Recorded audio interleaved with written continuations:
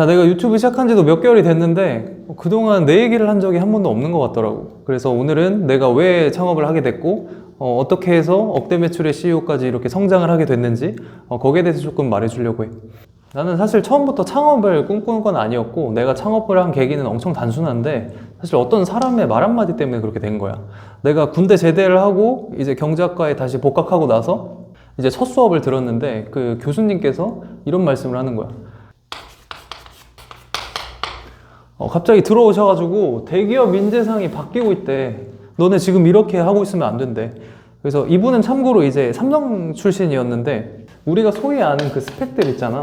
뭐 학점이 좋고, 뭐 학벌도 좋고, 뭐 공모전도 하고, 뭐 대외 활동도 열심히 하고, 자격증도 따고, 뭐 이런 것들 있잖아. 근데 이런 사람들 뽑아보니까 일도 잘 못하고 약간 그렇다는 거야. 그래서 요새 대기업들이 원하는 인재상은 뭐냐면 창업형 인재래.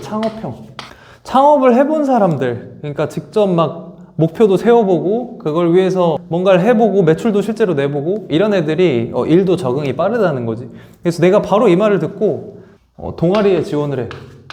창업 동아리. 한 2년 정도 동아리 활동을 했던 것 같아. 그래서 이때 했던 아이템들이 뭐 커피 찌꺼기로 바이오 디젤 만들기, 뭐 IoT 화분, 그 다음에 뭐 물 끓이는데 시간 책정하는 어떤 기계 장치, 그 다음에 뭐 핸드폰 케이스, 뭐 여러 가지가 있어. 근데 그 중에 그 하나가 좀 잘 돼가지고 그 대기업 지원을 받게 돼. 그래서 이때 지원금이 이제 수천만 원 단위가 되다 보니까 이때 당시에는 내가 학업이랑 조금 병행을 하고 있었는데, 창업 활동을 대기업이 이제 지원해 주겠다고 하니까 그러면 그 아이템으로 내가 제대로 해봐야지 하고 1년을 이제 과감하게 휴학을 하게 되는 거지. 그래서 휴학을 하고 나서 사실 좀 잘했어. 잘했다는 게 어떤 의미냐면, 우리가 지원금이랑 그때 상금을 합쳐가지고 1억 정도 이제 모았단 말이야. 그래서 이때 내가 조금 자만했던 게 뭐냐면, 심사위원들한테 내가 어떻게 어필하는지도 알겠고 이제 돈 어떻게 하는지도 알겠다.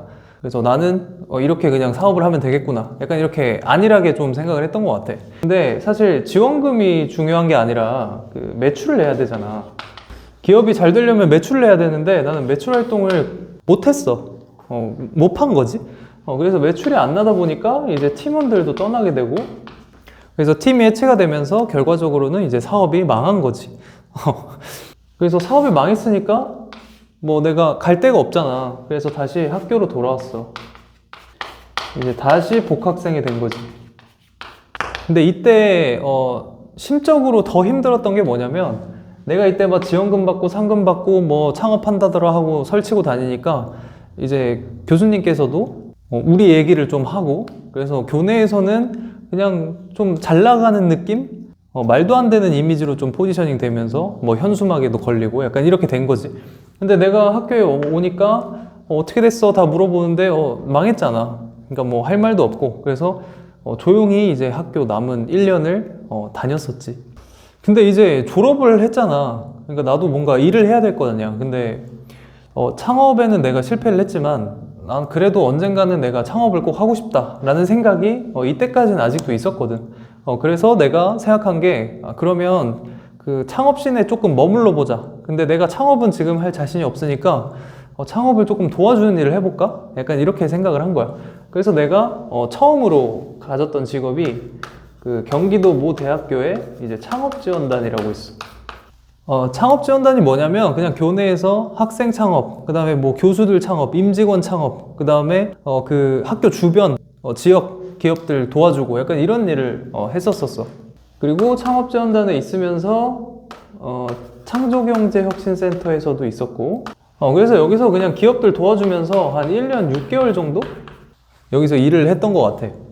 근데 여기서 1년 동안 모집하는 기업이 누적으로 치면 한 40개에서 80개 기업 요 정도 됐는데, 이제 이 기업들한테 내가 도움을 주면 되겠다. 내가 생각한 거는 얄팍한 지식이지만 내가 이들하고 같이 호흡하고 뭔가 도와주고 아이디어도 같이 내면서 실제로 사업하는 걸 도와주고 싶다 라는 생각을 했었는데, 사실 그 일보다는 내가 여기서 했던 일은 지원자들 모집해주고 사업비 같은 거 좀 처리해주고, 그리고 뭐 행사 운영하고 약간 좀 이런 일을 했었었어.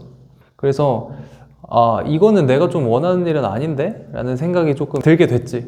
그럼에도 불구하고 내가 여기서 조금 느꼈던 가치는 뭐냐면 내가 그 기업들이 지원을 받고 잘 됐는지 안 됐는지를 볼 수 있다는 거야. 내가 거기서 조금 눈여겨봤던 거는 어떤 요소를 가진 기업이 잘 될까, 사업이. 이거에 대해서 굉장히 궁금했거든. 나는 한번 망해본 경험이 있었으니까, 이때. 그래서 그 기업 분석을 하기 시작해. 그래서 잘된 기업 그리고 잘못된 기업 어떤 차이를 좀 알게 됐는데 그 중에 제일 중요한 게 뭐냐면 내가 딱 두 가지만 봤거든. 그 대표자, 그 다음에 아이템. 어떤 사람이 성공할까? 어떤 아이템이 잘 될까? 결론적으로 얘기하면 아이템은 하나도 중요하지 않더라고. 그러면 대표자가 어떤 느낌이 있어야 성공하냐 라고 했을 때 첫 번째가 뭐였냐면 그 매력이 있어야 돼, 매력. 그러니까 어떤 대표자는 얘기를 하면 되게 상냥하고 그냥 같이 있으면 막 즐겁고 이런 사람도 있고 아니면 되게 카리스마 있고 아우라 있고 이런 사람도 와 진짜 대단하다, 같이 한번 일해보고 싶고 배워보고 싶다, 약간 이런 포스가 나는 분들이 잘 되더라고. 그게 나는 매력이라고 생각하고. 그리고 두 번째가 뭐였냐면 그 무모함이었어. 무모함. 이게 무슨 소리냐면 아이템이 이 정도 수준인데 그냥 론칭을 하시네? 라는 분들이 좀 있었거든. 그래서 이분들은 론칭을 한 다음에 욕을 먹어. 근데 이 욕이 뭐냐면 그 피드백이야, 피드백.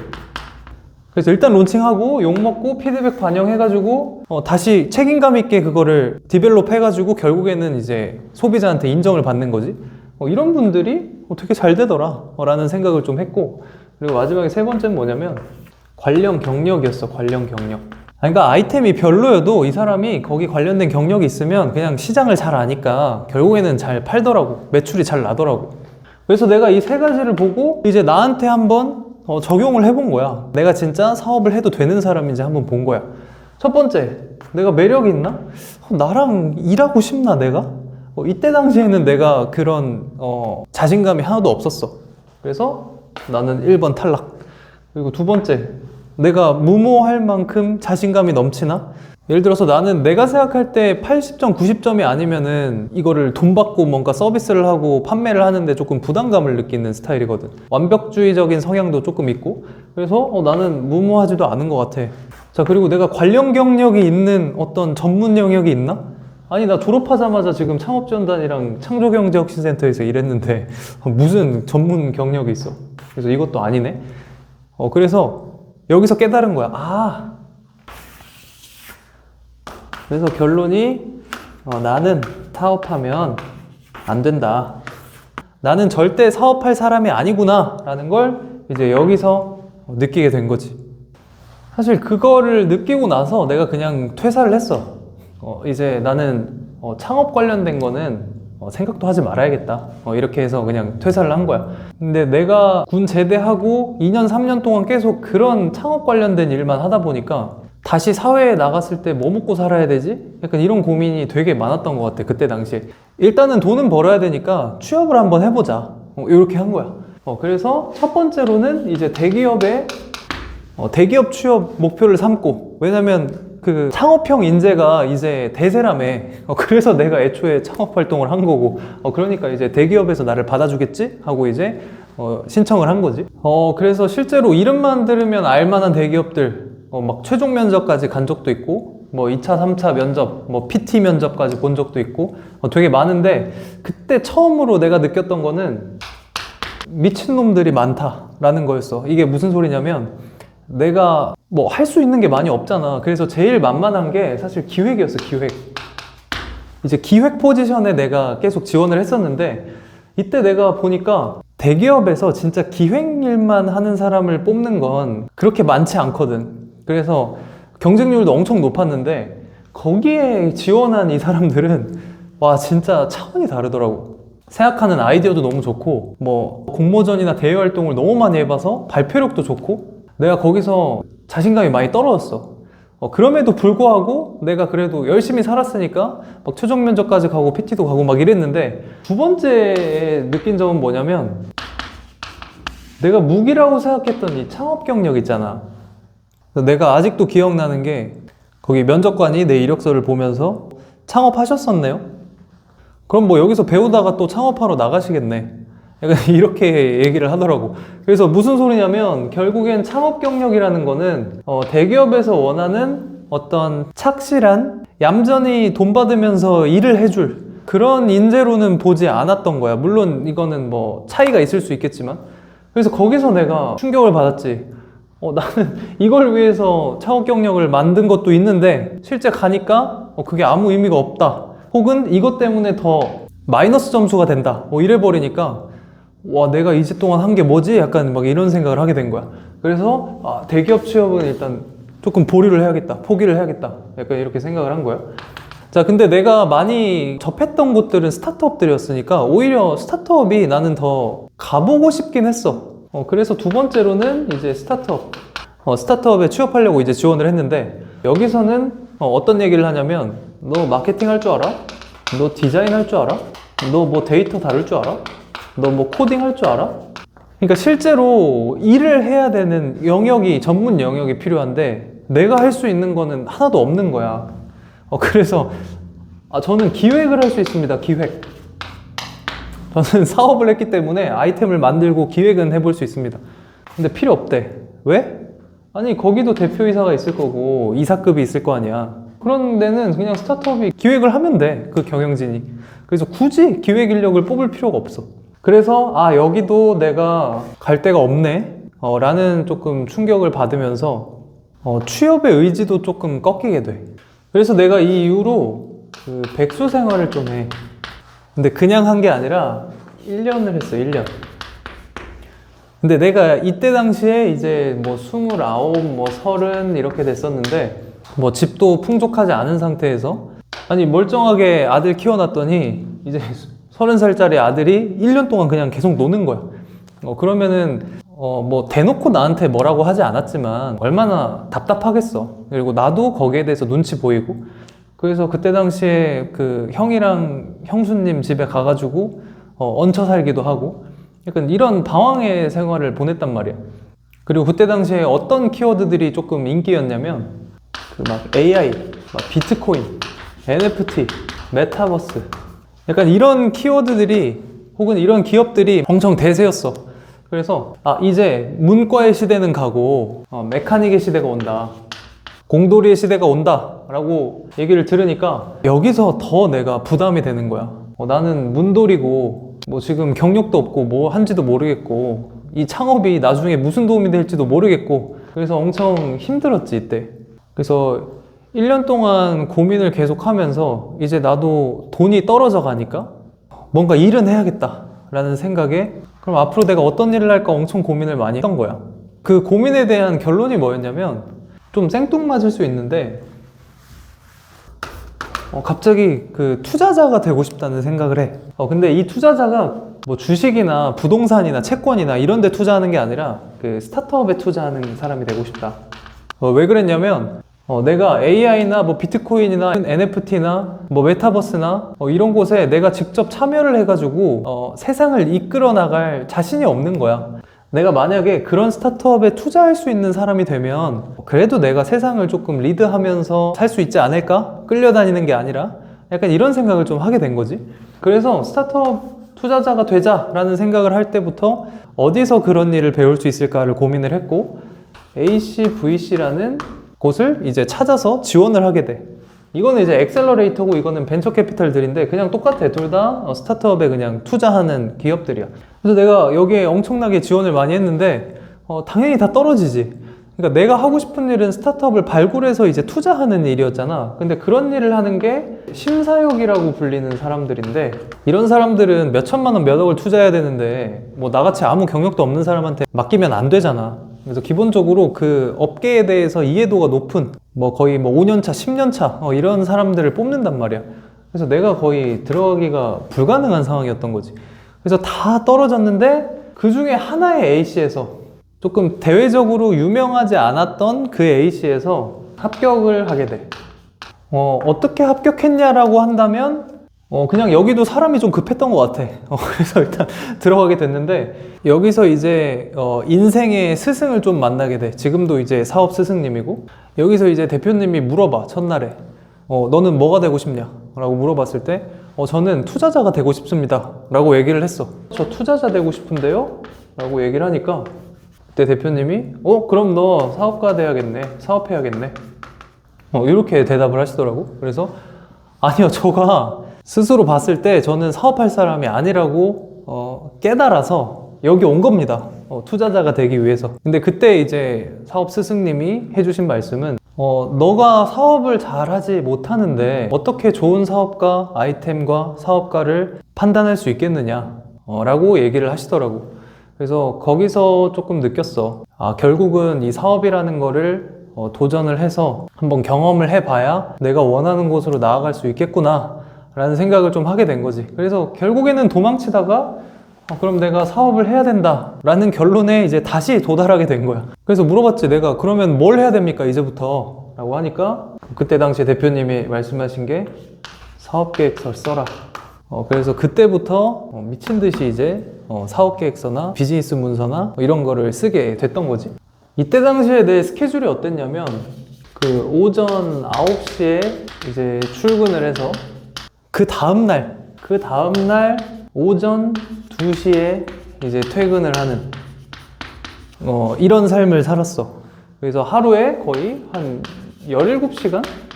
요 정도 일을 했던 것 같고, 그리고 심지어 이때는 내가 경기도에 살 때였는데 우리 회사는 이제 서울에 있었고, 그래서 왕복이 거의 2시간 정도, 3시간 정도 했단 말이야. 그래서 택시를 타도 거의 1시간 걸리고, 그래서 이 짓거리를 거의 이제 3, 4년 동안 한 거지.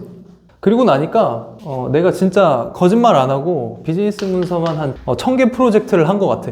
이때 당시에 이제 우리가 투자한 기업들도 있었고 보육하는 기업들도 있었고 뭐 용역에서 이렇게 지원받고 오는 기업들도 있었고, 이제 그런 기업들이 엄청 많다 보니까 1000개 정도가 프로젝트를 내가 하게 된 거지.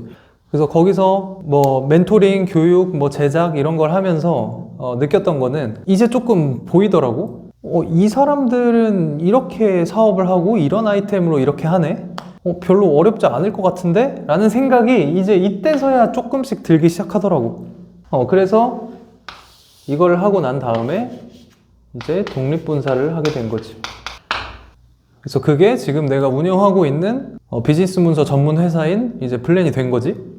그래서 지금도 뭐 1년에 수백 개의 기업을 만나면서 이제 교육하고 멘토링 컨설팅도 하고 하는데 그때마다 그 사람들이 물어보는 건 있어. 이 비즈니스 문서라는 게 가치가 있냐? 그러니까 이걸로 사업을 할 만큼 그렇게 가치가 있냐? 라고 물어보는 사람들이 종종 있어. 근데 나도 처음에 그런 질문을 했거든. 그냥 뭐 사업계획서, 뭐 회사 소개서, IR 이게 그냥 문서지 뭐가 그렇게 중요할까? 보통은 비즈니스 문서가 어떤 A 기업이 있으면 B라는 뭐 투자자나 사람들한테 거기서 이제 제안을 하기 위한 수단으로 쓰인다. 그러니까 어떤 기업이 자금을 조달하는 데 있어서 수단으로 그냥 쓰이는 거 아니냐라고 하는 분들이 되게 많더라고. 근데 내가 실제로 1000개 이상 정도 해보니까 느껴진 게 뭐였냐면 이거는 사전 점검의 의미가 더 큰데? 라는 생각을 하게 된 거야. 이게 뭔 소리냐면 우리가 사업계획서를 쓸 때 이 내용을 채우려면 결국에는 그 사업이 준비됐는지 내가 부족한 게 뭔지 이거를 느낄 수밖에 없거든. 그래서 결국에는 이게 자금 조달의 수단으로 쓰이는 건 맞는데 이 사업계획서나 비즈니스 문서를 작성하면서 내가 진짜 사업할 준비가 됐는지 파악하는 게 가장 큰 가치구나 라는 생각을 내가 하게 된 거야. 그래서 뭐 이걸로 정부 지원 사업 받고 뭐 자금 조달 받고 투자 받고 이거는 모르겠고, 그냥 당신이 사업을 할 거라며. 그러면 그 사업 하는데 돈 쓰고 시간 쓰고 하기 전에 진짜 내가 사업을 해도 되는지 사전 점검 먼저 해보라는 거야. 그게 진짜 이 비즈니스 문서의 가치고 이 사업의 가치구나 라고 내가 깨달아서 나는 이 일을 하는 거야. 그리고 이 채널을 운영할 때도 내가 단순히 비즈니스 문서를 작성하는 거, 뭐 자금 조달을 하는 뭐 노하우 이런 것들을 위주로 하긴 하지만 결국에는 내가 이 채널을 통해서 공유하고 싶은 컨텐츠는 당신이 사업을 할 때 조심해야 될 것들, 그 다음에 노하우들, 팁들 이런 것들을 조금 나누기 위해서 사실 이 유튜브 채널을 운영하는 게 조금 더 본질적인 이유에 가깝다. 그래서 앞으로는 뭐 정부 지원 사업이나 뭐 자금 조달이나 뭐 비즈니스 문서 만드는 방법이나 이런 것들도 포함해서 내가 사업을 하면서 뭐 느낀 점들이나 노하우들, 인사이트들 이런 것도 같이 나누려고 해. 지금은 기관들이랑 이제 협업도 많이 하고, 내가 외부 강의도 많이 나가고, 뭐 커뮤니티도 만들고, 세미나도 하고 하니까, 앞으로 온오프라인에서 같이 보면서 소통하면 좋을 것 같고, 같이 성장할 수 있는 사이가 됐으면 좋겠어. 그래서 오늘 긴 영상 봐줘서 너무 고맙고, 앞으로 좋은 컨텐츠 올라오면 놓치지 않도록 구독과 알람 설정 해놓으면 좋을 것 같아. 그러면 다음에 좋은 컨텐츠로 다시 돌아올게.